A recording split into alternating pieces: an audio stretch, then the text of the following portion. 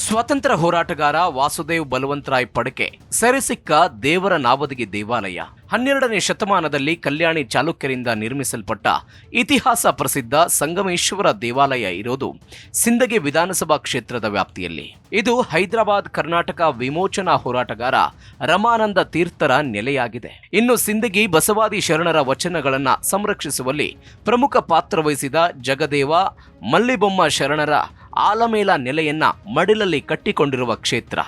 1957ರಿಂದ ಈವರೆಗೆ ಸಿಂದಗಿ ವಿಧಾನಸಭಾ ಕ್ಷೇತ್ರವನ್ನ ಕಾಂಗ್ರೆಸ್ 8 ಸಲ ಗೆದ್ದಿದ್ರೆ 4 ಬಾರಿ ಬಿಜೆಪಿ ಗೆಲುವು ಸಾಧಿಸಿದೆ. ಜೆಡಿಎಸ್ 2 ಬಾರಿ, ಜನತಾ ಪಕ್ಷ 1 ಸಲ ಗೆಲುವಿನ ನಗೆ ಬೀರಿದೆ.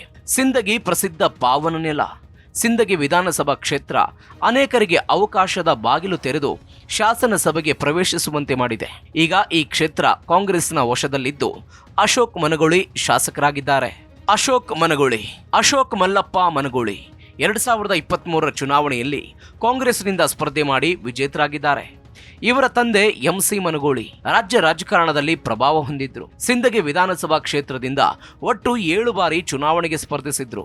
ಜೆಎಚ್ ಪಟೇಲ್ ಅವರ ಸರ್ಕಾರದಲ್ಲಿ ಗ್ರಾಮೀಣಾಭಿವೃದ್ಧಿ ಮತ್ತು ಪಂಚಾಯತ್ ರಾಜ್ ಸಚಿವರಾಗಿದ್ರು. 2018ರಲ್ಲಿ ಎಚ್.ಡಿ. ಕುಮಾರಸ್ವಾಮಿ ಅವರ ಮೈತ್ರಿ ಸರ್ಕಾರದಲ್ಲಿ ತೋಟಗಾರಿಕೆ ಸಚಿವರಾಗಿ ಕಾರ್ಯನಿರ್ವಹಿಸಿದ್ರು. ತಮ್ಮ ಸುದೀರ್ಘ ರಾಜಕೀಯ ಜೀವನದಲ್ಲಿ ಜೆಡಿಎಸ್ ಪಕ್ಷಕ್ಕೆ ಮತ್ತು ಎಚ್.ಡಿ. ದೇವೇಗೌಡರ ಅವರಿಗೆ ನಿಷ್ಠರಾಗಿದ್ರು. ಇವರನ್ನ ಪ್ರೀತಿಯಿಂದ ಮನಗೋಳಿ ಮುತ್ಯ ಅಂತ ಕರೆಯಲಾಗ್ತಿತ್ತು. 2021ರಲ್ಲಿ ಇವರು ವಯೋಸಹಜ ಕಾಯಿಲೆಯಿಂದ ಮೃತಪಟ್ಟ ನಂತರ ಅಶೋಕ್ ಮನಗೋಳಿ ಸಕ್ರಿಯ ಚುನಾವಣೆಗೆ ಪಾದಾರ್ಪಣೆ ಮಾಡಿದ್ರು. ತಂದೆಯ ನಿಧನದ ನಂತರ 2021ರಲ್ಲಿ ನಡೆದ ಕ್ಷೇತ್ರದ ಉಪಚುನಾವಣೆಗೆ ಸ್ಪರ್ಧಿಸಿ ಸೋತ್ಬಿಟ್ರು.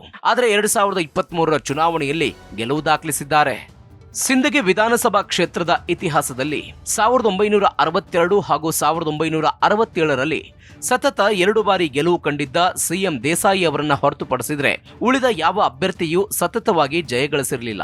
2008 ಮತ್ತು 2013ರಲ್ಲಿ ಬಿಜೆಪಿಯಿಂದ ಸ್ಪರ್ಧಿಸಿದ್ದ ರಮೇಶ್ ಬೋಸ್ನೂರ್ 2 ಬಾರಿಯೂ ಗೆಲುವು ಪಡೆದು ಬಿಜೆಪಿಗೆ ಹ್ಯಾಟ್ರಿಕ್ ಜಯ ಕರುಣಿಸಿದ್ರು. ಆದರೆ ರಮೇಶ್ ಬೋಸ್ನೂರ್ 2008 ಹಾಗೂ 2013ರಲ್ಲಿ ಬಿಜೆಪಿ ಶಾಸಕರಾಗಿ ಗೆದ್ದು 2018ರಲ್ಲಿ ಹ್ಯಾಟ್ರಿಕ್ ಗೆಲುವು ಸಾಧಿಸಲು ವಿಫಲರಾದರು. ಹೌದು, 2018ರಲ್ಲಿ ಈ ಕ್ಷೇತ್ರದಲ್ಲಿ ಎಂಸಿ ಮನಗೋಳಿ ಗೆದ್ದಿದ್ರು. 2004ರಲ್ಲಿ ಮೊದಲ ಬಾರಿಗೆ ಇಲ್ಲಿ ಬಿಜೆಪಿ ಕಮಲ ಅರಳಿಸಿದ್ದು ಅಶೋಕ್ ಶಾಬಾದಿ. ಸಿಂದಗಿ ವಿಧಾನಸಭಾ ಕ್ಷೇತ್ರ 1957ರಿಂದ ಚುನಾವಣಾ ಇತಿಹಾಸ ಹೊಂದಿದೆ. 2 ಬಾರಿ ಎಸ್.ವೈ. ಪಾಟೀಲ್, 2 ಬಾರಿ ಸಿಎಂ ದೇಸಾಯಿ, 1 ಬಾರಿ ಎಂಎಚ್ ಬೆಕನಾಳ್ಕರ್ ಹಾಗೂ 1 ಬಾರಿ ಎಲ್.ಆರ್. ಪಾಟೀಲ್ ಅವರನ್ನ ಕಾಂಗ್ರೆಸ್ ಪಕ್ಷದಿಂದ ಗೆಲ್ಲಿಸಲಾಗಿದೆ. 1985ರಲ್ಲಿ ನಡೆದ ಚುನಾವಣೆಯಲ್ಲಿ ಎಂಡಿ ಬಿರಾದರ್ ಮೂಲಕ ಕಾಂಗ್ರೆಸ್ ಭದ್ರಕೋಟೆ ಛಿದ್ರಗೊಂಡಿತ್ತು. 1989ರಲ್ಲಿ ಆರ್.ಬಿ. ಚೌಧರಿ ಮೂಲಕ ಕಾಂಗ್ರೆಸ್ ವಶಕ್ಕೆ ಬಂದಿದ್ರು.